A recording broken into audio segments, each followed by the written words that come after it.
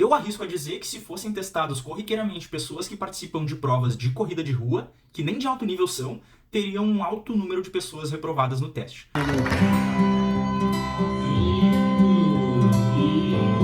Da prova dando 6 voltas.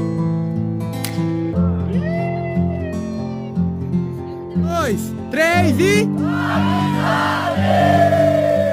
O vídeo de hoje vai ser sobre um tema que pouca gente tem coragem de falar. O doping no esporte é algo mais comum do que vocês imaginam, e para os atletas de altíssimo nível, qualquer descuido pode acarretar em punições extremamente severas. Sempre que nós mencionamos a palavra doping, a primeira coisa que nos vem à cabeça é a imagem dos atletas de fisiculturismo que fazem a utilização de hormônios à base de testosterona, a famosa bomba. Mas o que 99% das pessoas não sabem é que um simples remédio para dor de cabeça, como é o caso da Neosaldina, também pode ser considerado como doping caso seja detectado no organismo do atleta.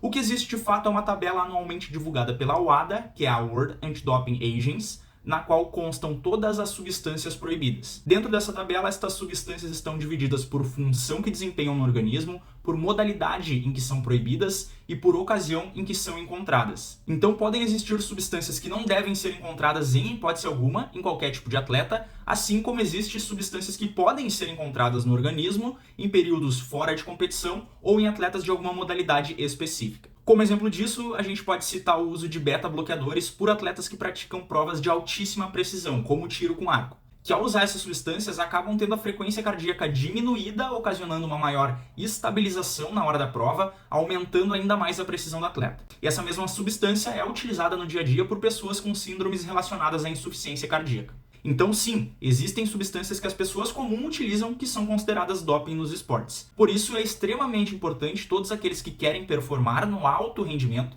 estarem atualizados a respeito dessa tabela, que eu vou estar deixando aqui na descrição desse vídeo. Mas é claro que eu não estou fazendo esse vídeo só para explicar para vocês o que é o doping, e sim para dizer que no Brasil atualmente tem sido muito fácil se dopar. Eu arrisco a dizer que se fossem testados corriqueiramente pessoas que participam de provas de corrida de rua, que nem de alto nível são, teriam um alto número de pessoas reprovadas no teste. O que acontece é que o valor para realizar o teste é muito alto, saindo acima dos $500 por pessoa e por exame feito. Então, por esse alto custo, só passam pelo exame antidoping aqueles atletas que estão muito acima da média. Para vocês entenderem melhor isso, eu vou utilizar como exemplo o atletismo, que é a modalidade que eu pratico. São pouquíssimas competições em território nacional que realizam o exame durante a competição.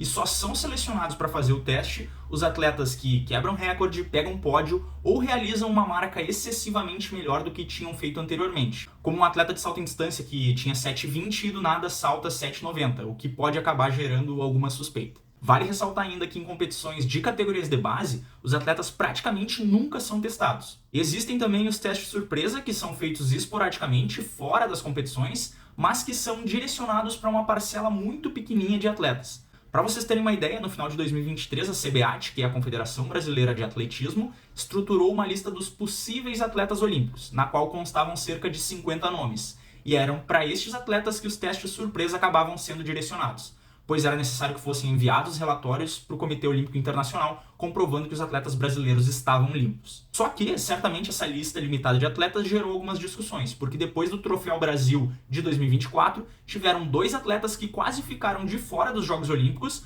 porque se classificaram, mas não tinham o nome nessa lista, e logo não realizaram a quantidade mínima de testes exigidos pelo COI. Um desses atletas foi o Igor Barbosa, que foi vice-campeão do Troféu Brasil nos 100 metros, e que eu falei sobre o caso dele num dos vídeos da série Sonho Olímpico que eu fiz durante a temporada 2023-2024, aqui no canal. Então, com base nessas poucas informações que eu trouxe para vocês, a gente chega na triste conclusão de que é muito fácil se dopar no Brasil hoje. Porque pensa só comigo, os testes para os atletas de base são poucos. Para os atletas adultos, são direcionados para uma parcela mínima entre aqueles que têm a chance de chegar nos Jogos Olímpicos. Logo, se eu quiser fazer a utilização de alguma substância para chegar no nível desses caras, eu dificilmente vou ser pego em um exame antidoping, porque os testes feitos em atletas que não se destacam são praticamente nulos. Para vocês terem uma percepção disso, eu tô com 26 anos de idade, fazem 4 anos seguidos que eu sou campeão gaúcho e nunca passei por um teste antidopagem. Isso fica ainda mais preocupante quando a gente volta ao tema de que nas categorias de base os atletas não são testados. Alguns meses atrás eu fiz um vídeo explicando o funcionamento do Bolsa Atleta aqui no Brasil. E nele eu expliquei que apenas os 3 primeiros colocados no campeonato nacional tinham direito a receber ela. Expliquei também que se meu resultado foi feito em 2024, eu só receberei a bolsa em 2025. Então pensa comigo.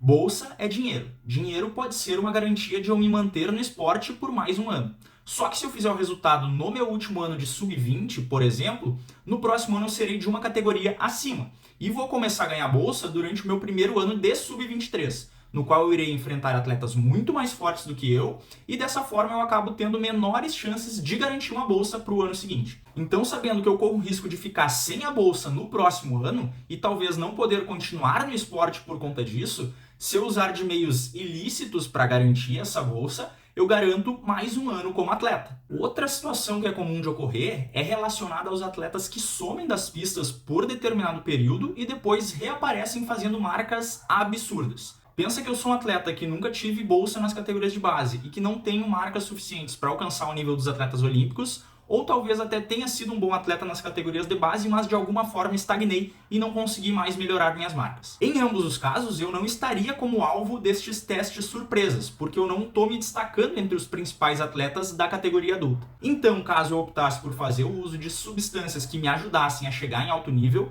me colocando num patamar de atleta olímpico, eu dificilmente seria pego por um exame antidoping. Ainda mais considerando que em cerca de 3 a 4 meses depois do uso, todas as substâncias que foram utilizadas já não podem mais ser detectadas no organismo. E mesmo que ocorra uma perda mínima de performance, todos os ganhos que eu tive no período são suficientes para me manter em alto nível. Então, se eu optasse por tirar um ano sabático, no qual eu me ausentaria de competições, mas me mantivesse treinando e fazendo ciclos com substâncias ilícitas, eu teria tempo suficiente para ter ganhos significativos, chegar em alto nível e fazer a limpeza completa do meu organismo sem ser detectado. E é lógico que se eu sou um atleta meia boca e sumo das pistas por um período, os órgãos responsáveis nem se darão o trabalho de vir atrás de mim. Infelizmente, pela baixa quantidade de exames realizados, a gente não pode sair por aí apontando o dedo e acusando as pessoas. E essa nossa realidade se deve muito aos altos custos para a realização desses exames. E também a essa nossa estrutura atrasada de Bolsa Atleta, que valoriza apenas os atletas que chegam lá no pódio. Mas a verdade é que mesmo com essa facilidade para se dopar sem ser pego aqui no Brasil, isso não acaba se refletindo em grandes resultados para o nosso país em Jogos Olímpicos, por exemplo.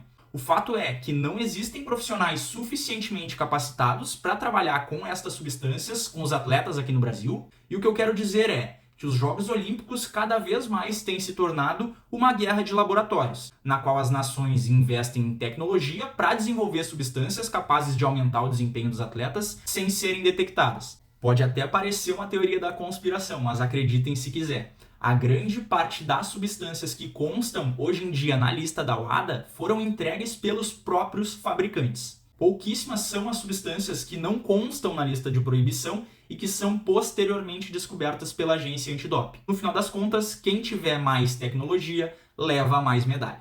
O vídeo de hoje foi esse, espero que vocês tenham gostado desse tema. Me arrisquei a entrar num assunto que muita gente tem receio de comentar. Então, se tu gostou, já deixa o like aí, comenta o que tu acha sobre esse assunto do doping no Brasil e se inscreve no canal para estar fortalecendo. Valeu!